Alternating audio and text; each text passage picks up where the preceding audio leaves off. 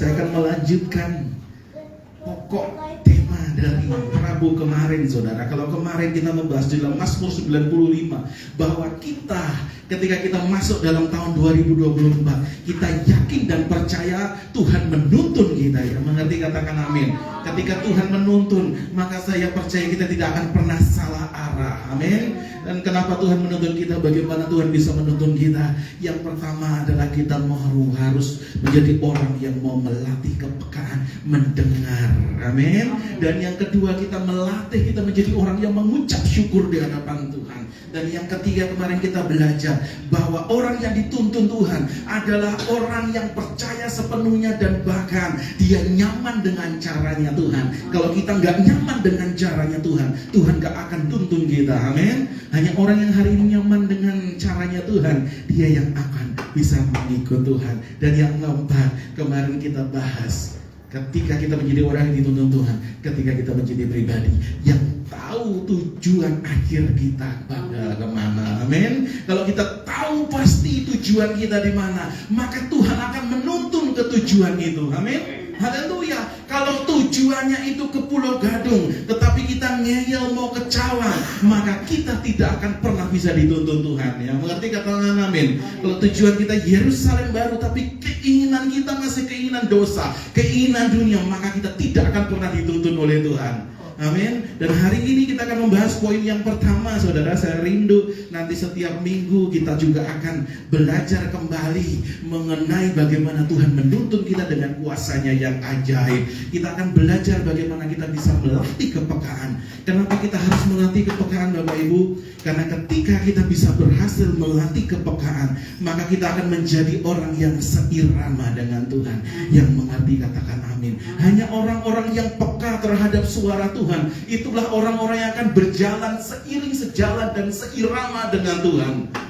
Saudara, kalau kita nggak berjalan seiring seirama dengan Tuhan, maka dikatakan dengan pasti kita bukan orang-orang yang akan dituntun Tuhan. Orang-orang yang mengikuti tuntunan Tuhan, pasti dia akan mau mengikuti iramanya Tuhan. Haleluya.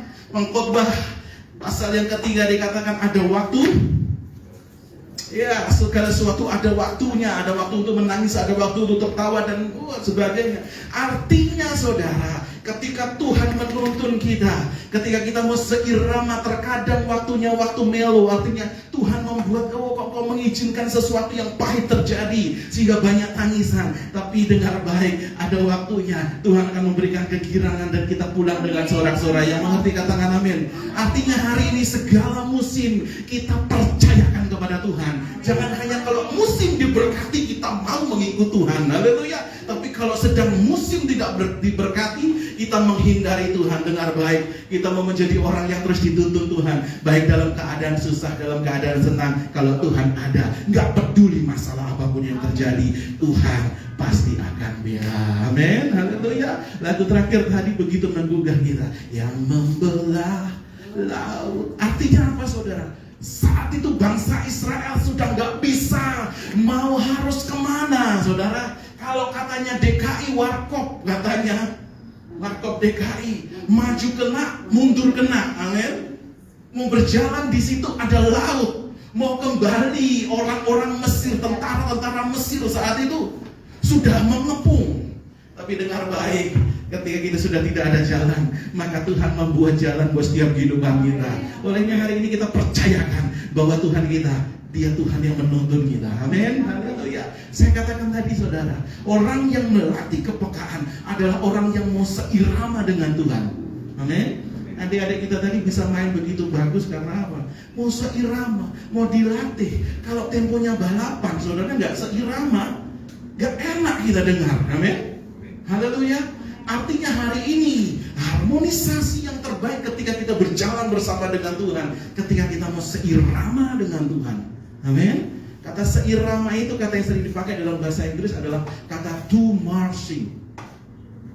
To marching, makanya kita kenal dengan yang namanya marching band.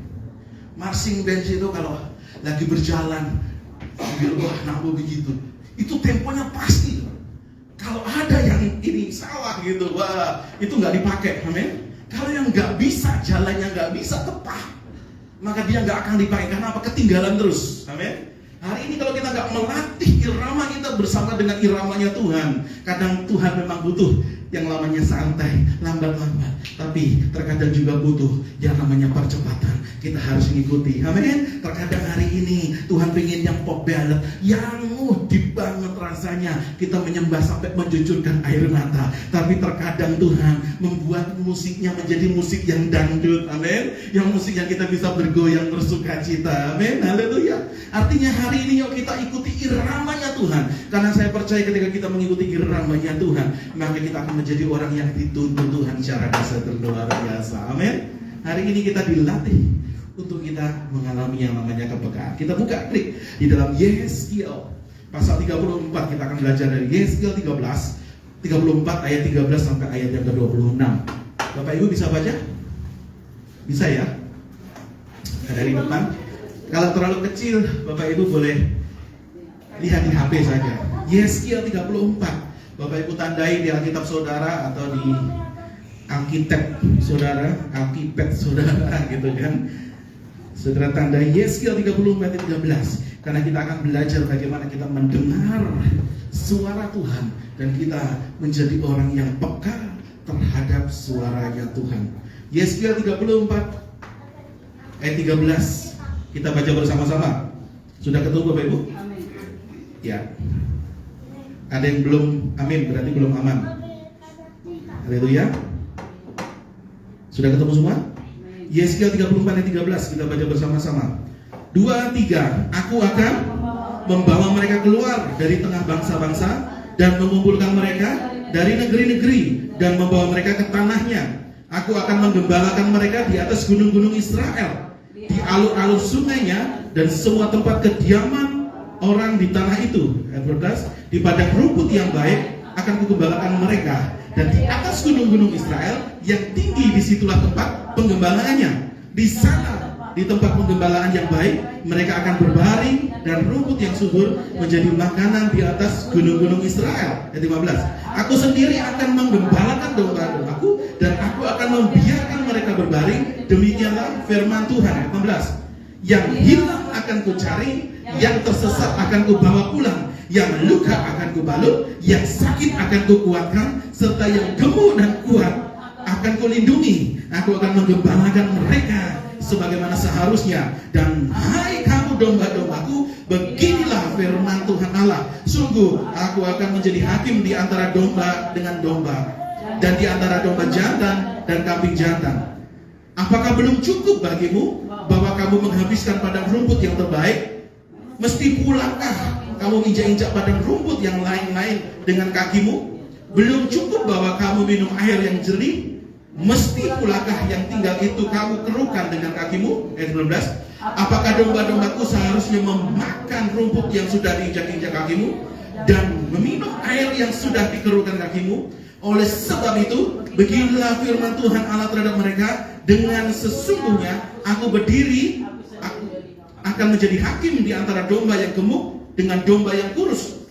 Oleh karena semua yang lemah kamu desak dengan lambungmu dan bahumu, serta kamu tanduk dengan tandukmu, sehingga kamu menghalang mereka keluar kandang. Maka aku akan menolong domba-dombaku supaya mereka jangan lagi menjadi mangsa, dan aku akan menjadi hakim di antara domba dengan domba.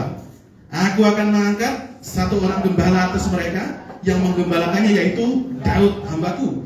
Dia akan menggembalakan mereka dan menjadi gembalanya. Dan aku, Tuhan, akan menjadikan Allah mereka serta hamba-Ku Daud menjadi raja di tengah-tengah mereka. Aku Tuhan yang mengatakannya. Ayat 25. Aku akan mengadakan perjanjian damai dengan mereka, dan aku akan mengadakan bintang-bintang buas di tanah itu, sehingga mereka dapat diam di padang gurun dengan aman, tentram, dan dapat tidur di hutan-hutan. Ayat 26. Aku akan menjadikan mereka dan semua yang dikiraku menjadi berkat. Aku akan menurunkan hujan pada waktunya. Itulah hujan yang membawa berkat. Haleluya. Sampai di sini Bapak Ibu. Amin. Haleluya. Hari ini kita percaya Tuhan menuntun kita sebagai domba, dan saya percaya sebagai dombanya Tuhan, kita tidak akan pernah tersesat. Amin. Ketika kita mendengar domba kita, ketika kita melatih kepekaan terhadap suara gembala kita, Saya percaya kita tidak akan pernah tersesat. Yang mengerti katakan amin. Hari ini saudara, kita akan belajar bagaimana kita bisa melatih kepekaan kita. Melalui ayat ini minimal saya menemukan ada 3 caranya saudara. Dari perikop ini bagaimana caranya kita bisa menjadi pribadi yang peka terhadap suara Tuhan. Yang pertama saudara, kita baca di ayat yang ke-14 tadi. Dikatakan apa saudara? Langsung klik di selanjutnya saja. Langsung klik di selanjutnya. Iya. Klik lagi. Ya. Di ayat yang ke-14 dikatakan apa saudara? Di padang rumput yang baik akan kugembalakan mereka, dan di atas gunung-gunung Israel yang tinggi, disitulah tempat penggembalaannya. Haleluya. Saudara perhatikan yang bertuliskan kuning itu saudara. Di atas gunung-gunung Israel yang tinggi, disitulah tempat penggembalaannya. Artinya Tuhan menaruh umat-umat gembalaannya di gunung-gunung yang tinggi, di gunung kudusnya Tuhan. Yang pertama saudara, bagaimana kita bisa melatih kepekaan? Yang pertama adalah, coba klik selanjutnya. Yang pertama apa saudara? Apa saudara? Klik selanjutnya. Kita harus apa saudara? Bangun menara doa. Gunung-gunung yang tinggi, tempat yang tinggi, berarti itu adalah sebuah menara. Gunung-gunung yang tinggi artinya Tuhan mau setiap kita bangun menara. Amin. Ketika kita bangun menara, saya percaya kita bisa melatih kepekaan dan kita bisa mendengar suara Tuhan. Hari ini orang yang setiap kali masuk ke dalam menara doa, saya percaya telinganya dilatih untuk mendengar pewahyuan daripada Tuhan. Amin. Hari ini kalau kita mendirikan tower-tower, kita mendirikan tower-tower doa, kita akan mendirikan yang namanya menara-menara doa, saya percaya kita akan menjadi orang yang bisa mendengar suara Tuhan. Kita akan mendapatkan pewahyuan. Haleluya. Hari ini saudara, kenapa kita bisa nonton TV? Kenapa kita bisa dengar radio saudara? Karena di dekat kita dibangun tower-tower. Ada banyak menara-menara yang bisa menghubungkan stasiun televisi, stasiun radio kepada tempat kita berada. Haleluya. Hari ini Tuhan yang sepertinya kelihatan jauh di sana, kenapa dia dekat? Karena kita bangun menara. Amin. Setiap orang yang bangun menara, saya percaya dia akan menjadi orang yang dekat Tuhan, karena dia menerima suara Tuhan. Yang mengerti katakan amin. Haleluya. Artinya hari ini yang pertama saudara, bagaimana kita bisa melatih kepekaan? Yuk kita bangun menara doa. Amin. Karena ketika kita bangun menara doa, kita melatih hidup kita untuk menaikkan doa, syukur kita kepada Tuhan. Saya percaya kita akan menjadi orang yang peka di hadapan Tuhan. Haleluya. Setiap orang yang peka di hadapan Tuhan, pasti dia akan mengatakan apa yang berasal daripada Tuhan. Amin. Saya mengenal ada seorang pendoa syafaat yang luar biasa saudara. Tahun 2001 ketika saya pertama kali masuk di Jakarta saudara, saya masuk dalam komunitas persekutuan saudara. Di situ ada pendoa-pendoa yang dahsyat, dan saudara tahu ketika mereka berdoa selalu ada penyataan ilahi. Mereka mendapat mendengar pewahyuan daripada Tuhan. Haleluya. Dan kita kalau udah dengar begitu rasanya merinding saudara. Amin. Tapi tahun demi tahun berlalu saudara, ketika saya kembali ke sana saudara, menengok jemaat-jemaat Tuhan di sana, saya sedih. Ada salah satu pendoa saudara yang sudah kehilangan pewahyuan itu. Karena apa? Ada masalah yang terjadi sehingga dia terluka terhadap Tuhan. Dia kecewa kepada Tuhan, gak lagi naik menara doa, gak rajin lagi untuk doa syafaat. Dan apa yang terjadi saudara? Apa yang tadinya Tuhan taruh itu Tuhan ambil. Yang tadinya dia bisa saudara, dia bisa mendengar apa yang menjadi suara Tuhan begitu dahsyat dan ajaib. Tetapi saat itu dia seperti, aduh Pak Paulus, saya seperti orang yang buntu, orang yang mampet. Aku gak tahu harus ngomong apa. Hari ini hidupku tertekan, hari ini aku kecewa kepada Tuhan. Haleluya. Hati-hati hari ini saudara. Kalau kita meninggalkan menara doa kita, kalau kita meninggalkan jam-jam doa kita, maka kita akan menjadi pribadi yang gak peka lagi terhadap suara Tuhan. Amin. Yang menyedihkan bagi seorang pengkhotbah firman seperti saya ini adalah saudara, ketika kita gak bisa dengar suara Tuhan lagi. Amin. Haleluya. Kalau setiap minggu kita berkhotbah dan Tuhan kita gak merasa Tuhan berbicara atas hidup kita, itu seperti di lembah baka saudara. Kita mau baca buku 100 pun sepertinya kok nggak masuk, nggak ada yang nyantol. Amin. Tapi dengar baik, kalau hari ini kita melatih kepekaan dengan cara kita terus masuk di ruang-ruang doa, kita bangun menara-menara doa. Dengar baik, Tuhan pasti memberikan pewahyuannya buat setiap kehidupan kita. Tuhan tidak pernah berhenti berbicara, mendatangkan suaranya, dan kita menyediakan telinga yang luar biasa. Amin, haleluya. Hari ini yuk kita latih kepekaan kita dengan cara apa? Kita masuk di dalam menara doa dan bangun menara doa, bangun menara doa dimanapun engkau berada, dalam pekerjaan, tempat kerjamu, mari bangun di situ menara doa. Karena ketika ada menara doa di situ, maka disitulah Tuhan akan menurunkan wartanya, Tuhan akan menurunkan informasinya, Tuhan akan menurunkan suaranya di situ, dan kita akan bisa mendengar suara Tuhan. Amin, haleluya. Menara doa, mesbah doa, itu seperti landasan udara. Itu seperti landasan udara, seperti bandara. Saya berasal dari Blitar, di Jawa Timur, saudara. Tempatnya Bung Karno dimakamkan. Dan kami dulu rindu, saudara. Tahun 80-an, tahun 70-an, 80-an itu banyak orang rindu. Di Blitar itu paling tidak ada bandara di sana. Tapi nggak tahu zaman Orde Baru kenapa di sana nggak dibikin, saudara. Tapi yang justru dibikin yang kota terdekat kami, Malang, saudara. Di situ malah ada bandara, tapi di Blitar nggak ada, saudara. Dan saya memang nggak pernah pulang naik pesawat, nggak pernah, saudara. Karena kalau pulang kita ke bandara Cengkareng itu udah 3 jam gitu kan, nungguin itu habis 5 jam, terbang 1 jam. Nanti yang paling dekat kan rutenya paling banyak di Surabaya 4 jam lagi ke rumah. Ya sama aja, naik kereta juga 10 jam kan? Lebih enak, bisa tidur gitu kan. Jadi nggak pernah, saudara. Satu, karena memang nggak ada bandara, saudara.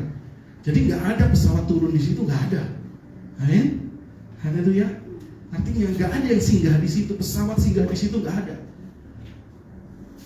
Dan hidup kita juga seperti itu, saudara. Kalau dalam hidup kita nggak kita bangun menara doa, hidup kita nggak kita bangun mesbah, maka Tuhan juga nggak akan mendarat dalam hidup kita. Yang mengerti katakan amin. Ketika kita nggak buat mesbah doa, kita nggak buat yang namanya menara, Tuhan nggak akan turun memberikan informasinya, dan kita tidak akan mendekat kepada kita. Karena apa? Nggak ada tempat untuk landing. Amin. Nggak ada tempat untuk landing. Jadi hari ini kalau engkau merasa Tuhan kok jauh, enggak. Karena engkau nggak sediakan mesbah bagi dia untuk turun dan landing untuk memberkati engkau dengan perkataannya dan firman-Nya yang ajaib. Amin. Mari hari ini bangun menara doa. Karena dengan bangun menara doa, kehidupan kita akan menjadi orang yang terlatih di dalam kita peka mendengar suara Tuhan. Haleluya. Yang pertama ini, saudara. Yang kedua, bagaimana kita bisa melatih kepekaan kita. Klik selanjutnya. Kita baca di dalam ayat yang ke-16, saudara. Yang kedua, bagaimana kita bisa melatih hidup kita supaya kita bisa peka terhadap suara Tuhan. Ayat 16, yang hilang akan kucari, yang tersesat akan kubawa pulang, yang luka akan kubalut, yang sakit akan kukuatkan, serta yang gemuk dan yang kuat akan kulindungi. Aku akan menggembalakan mereka sebagaimana seharusnya. Perhatikan kata yang saya kuningin, saudara. Yang tersesat akan kubawa pulang. Yang kedua, bagaimana kita bisa melatih kepekaan. Klik selanjutnya. Yang kedua apa, saudara? Yang kedua adalah kita harus tetap berlindung di dalam circle atau persekutuan orang-orang kudus. Amin. Kita harus tetap bertahan di dalam circle, kelompok, komunitas, persekutuan orang-orang kudus. Kalau kita keluar, maka kita nggak bisa mendengar lagi suara gembala kita. Haleluya. Kembali yang tadi, coba di ayat yang ke-16 dikatakan apa? Yang hilang akan kucari. Hilang ini kenapa, saudara? Karena dia keluar kandang, dia keluar dari area kumpulan domba-domba yang lain. Amin. Dan ketika dia keluar, dia nggak bisa dengar suara gembalanya lagi. Amin. Dan ketika domba ini keluar kandang, dia keluar dari area teritori yang seharusnya dia berada, maka dia nggak bisa mendengar gembala. Gembala hari itu mau ngomong apa aja, mau teriak mencari bagaimanapun, dombanya nggak akan dengar. Tapi Tuhan kita adalah gembala yang baik. Dia mencari domba yang hilang. Artinya dia nggak mau orang terpisah. Dia nggak mau orang keluar dari circle persekutuan dari orang-orang kudus. Karena ketika kita keluar, maka kita nggak akan ada kepekaan lagi. Yang mengerti katakan amin. Haleluya. Yang kedua, yuk kita tetap ada di dalam persekutuan orang-orang kudus. Karena dengan seperti itu, saya yakin dan percaya kita akan bisa mengenal gembala agung kita. Amin. Tapi kalau kita keluar kandang, maka kita nggak bisa mendengar dan bahkan nggak bisa mengenal suara gembala kita, dan bahkan kita nggak bisa membedakan ini suara gembala atau suara pencuri. Amin. Haleluya. Dengar baik hari ini. Yuk kita menjadi pribadi yang tidak tersesat dan tidak terhilang, tapi kita masuk di dalam komunitas karena komunitas menjaga. Amin. Waktu saya sekolah Alkitab, saudara, ada teman saya yang satu angkatan dengan saya. Beberapa semester kami bareng, saudara. Dan lama setelah kami gak ketemu, saya sudah jadi pendeta PDT. Teman saya ternyata juga jadi PDT juga, saudara. Tapi bukan pendeta. Tapi PDT-nya itu preman dalam terminal. Haleluya. Saya tanya, sekarang kerja di mana, bro? Sekarang apa? Bukan kerja. Sekarang pelayanan di mana? Aduh, kalau saya nggak melayani, saya ini jadi pengawal bus di terminal. Hah? Maksudnya apa? Nah itu. Jadi kalau ada copet, ada apa, saya semacam security-nya, tapi security swasta. Jadi kalau dari Pulau Gadung ke daerah Jawa itu, dia selalu sampai Cirebon. Dari Cirebon nanti ada satu orang lagi preman yang jaga. Itu salah satu bus dulu menyewa orang-orang ini supaya apa? Gak ada lagi preman yang malak-malak di situ, yang ngamen pun yang masa gak ada. Karena apa? Dia badannya tegap, kemudian badannya gede gitu. Badannya gede. Dan kerjaannya seperti itu, saudara. Dia bilang, loh, kenapa nggak dilanjutkan? Iya, setelah saya gak kuliah lagi, saya sudah lama gak ke gereja. Akhirnya saya mengikuti dunia yang seperti itu. Amin. Haleluya. Artinya hari ini orang yang sudah jauh dari circle, orang yang jauh dari persekutuan, orang yang sudah meninggalkan kandang, maka dia akan menjadi orang yang tidak lagi mendengar yang namanya firman Tuhan. Tadinya kan kalau dia sudah lulus gitu, paling tidak dia khotbah di mana jadi evangelis, enggak, saudara. Dia nggak bisa memberitakan kebenaran firman Tuhan karena apa? Dia nggak pernah mendapat pewahyuan. Haleluya, haleluya. Dia nggak mendapatkan pewahyuan. Tapi hari ini setiap kita yang mendapatkan pewahyuan, yang rindu mendapatkan pewahyuan dari Tuhan, maka kita harus menjadi pribadi yang tidak pernah keluar kandang. Amin. Kalau kita keluar kandang, kita nggak bisa mengenal Bapak kita. Kalau kita bisa mengenal Bapak kita, maka suaranya pun kita bisa kenal. Amin. Kita bisa bedakan. Kalau kita kenal Tuhan kita yang luar biasa, dengar baik. Banyak orang bertanya kepada saya, Pak, bagaimana kita bisa membedakan ini suara Tuhan atau ini suara pencuri, ini suara iblis? Tandanya gampang. Kenallah Tuhan lebih dalam lagi. Ketika kenal lebih dalam, ketika Tuhan berbicara, engkau bisa dengar, oh ini suara Tuhan, ini suara gembala. Amin. Haleluya. Ada suami istri yang sudah menikah 50 tahun, saudara, berarti dia sudah ulang tahun emas. Dalam perjalanan, dalam masa pengenalan, 5 tahun pertama menikah, masa-masa yang sulit, tapi sudah melewati masa 10 tahun, 20 tahun, dan saling mengenal. Dan rumah tangga ini menjadi rumah tangga yang luar biasa, harmonisnya, saudara, dan bahkan bisa saling mengerti.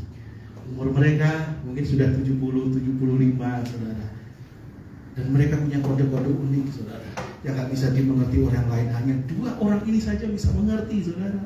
Ketika ada tamu, sang suami tinggal kopi keluar, padahal gak bicara, saudara. Haleluya. Jadi sudah tahu, karena saking sudah mengenal suaminya, dia tahu dengan suara batuk satu, oh kita dibikinin kopi, ada tamu di situ, gitu kan. Pisang goreng, haleluya. Pisang goreng, kenapa? Sudah mengenal, amin. Sudah mengenal, haleluya. Terus ambil obat batuk, saudara. Lagi batuk beneran suaminya gitu. Bukan minta ambilin obat kalau udah itu. Itu batuk beneran gitu. Artinya hari ini saudara, kalau kita kenal Tuhan, haleluya. Hari ini ketika Tuhan memperdengarkan suaranya atas kita, maka kita akan menangkap. Amin. Mungkin orang lain melihatnya apaan sih batuk gitu. Iya kan? Penyataan Tuhan, pewahyuan itu bisa secara eksklusif dalam hidup kita. Tuhan nyatakan dalam hidup kita dan orang lain mungkin nggak dengar. Amin. Haleluya. Saat saya melayani pelepasan, saudara, ada seorang anak muda, tiba-tiba dia seperti mendengar suara Tuhan. Ayo nak, engkau datang kepadaku, karena dia terikat, saudara. Dia mendengar suara itu, dan kami nggak tahu. Kakak tadi nggak dengar, tanya. Kak Paulus nggak dengar. Saya nggak dengar. Saya nggak dengar. Tapi saya dengar waktu kakak berdoa sama saya dengar. Tapi ada suara yang lain bilang, ayo kamu pasti bisa. Dan itu mendorong saya. Dengar baik. Hari ini, ketika kita bisa mendengar suara Tuhan, saya percaya itu karena kita mau mengalami Dia, kita mau kenal Dia. Haleluya. Dan orang lain mungkin nggak bisa mendengar. Karena apa? Tuhan berikan pewahyuan khusus dalam hidup kita. Haleluya. Haleluya. Tuhan bilang apa? Tuhan sedang berbuat apa? Kita dengar. Dengan hanya satu suara dari Tuhan, kita bisa menjadi pribadi yang pekat akan isi hati Tuhan, yang mengerti katakan amin. Haleluya.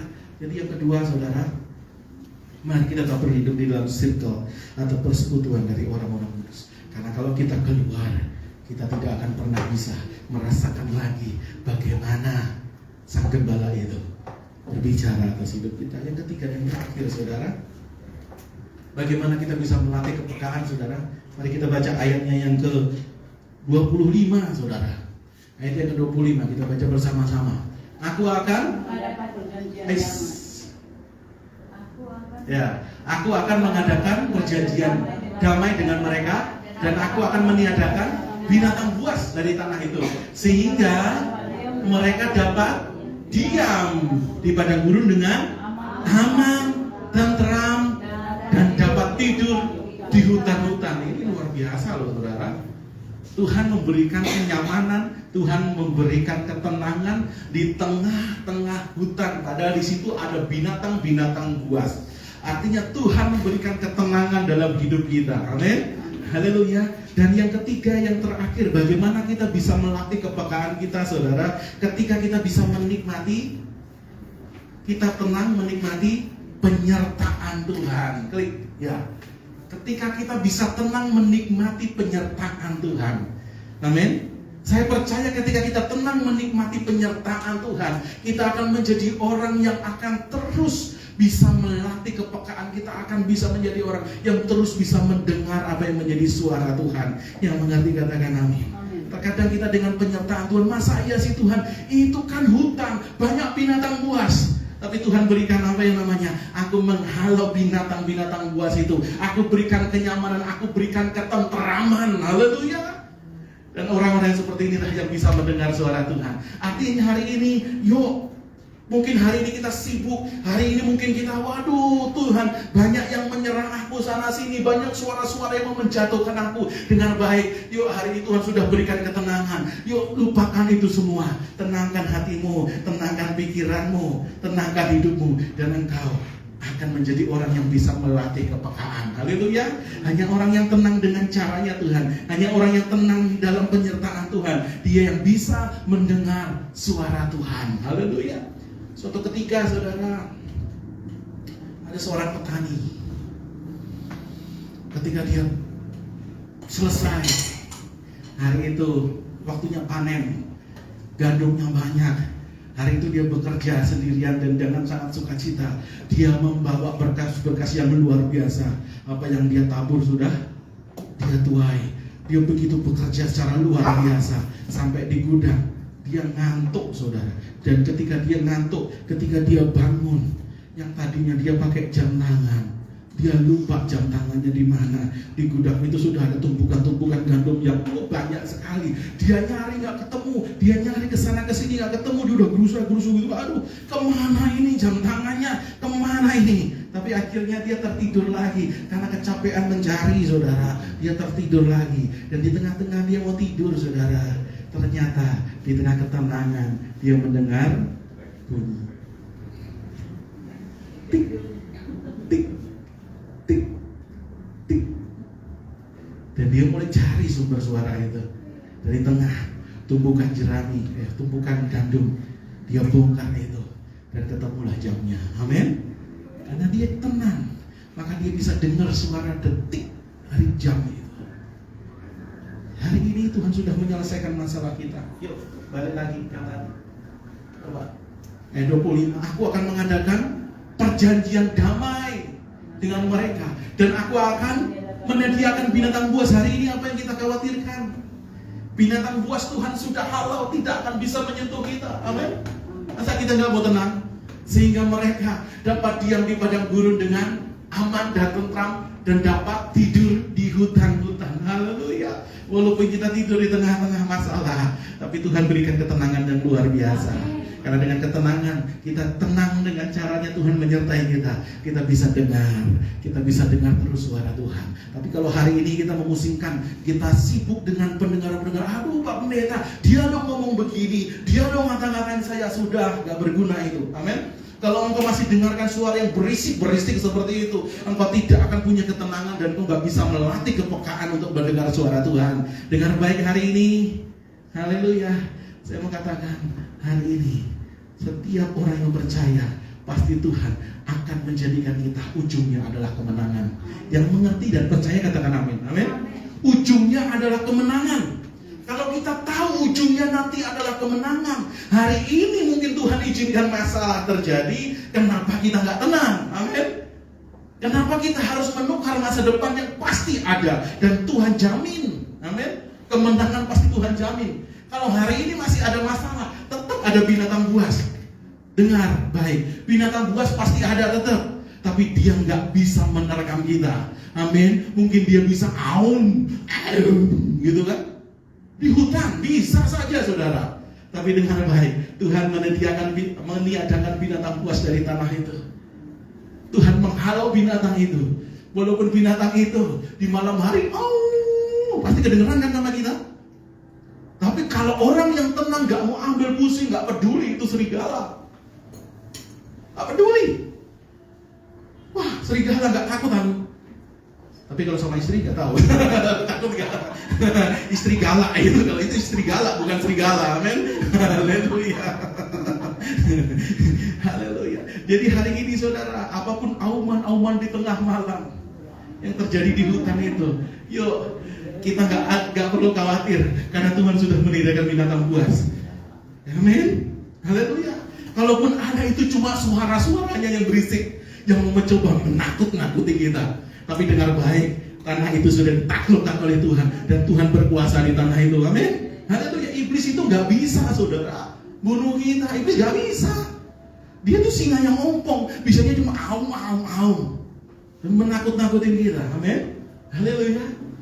Iblis kuasanya sudah dikalahkan. Tapi kenapa orang banyak jatuh? Karena dia gak fokus mendengar suara Tuhan. Dia lebih sibuk mendengar suara aum-auman. Amin. Hari ini kita masih sibuk dengan suara-suara itu. Saya mau katakan, kita tidak akan pernah menjadi pribadi yang bisa mendengar suara Tuhan dengan baik. Tapi hari ini kita bisa mendengar suara Tuhan dengan baik. Karena apa? Kita nyaman, kita tenang. Tuhan yang bela. Amin. Gak ada jalan, Dia yang bukakan jalan. Amin. Haleluya. Haleluya. Dan saya akui, saya mengalami bagaimana Tuhan tidak pernah meninggalkan kehidupan saya. Dan saya hari ini percaya saudara, setiap kita kalau bisa melewati tahun 2023 yang tadinya Presiden sendiri katakan bahwa tahun 2023 adalah tahun yang gelap, tapi toh hari ini kita bisa tegak berdiri melewati tahun 2023 karena Tuhan menyertai kita. Amin. Karena Tuhan masih memperdengarkan suaranya dalam setiap kehidupan kita. Jangan pernah salah melangkah. Hari ini Dialah Tuhan yang menuntun kita. Amin. Haleluya.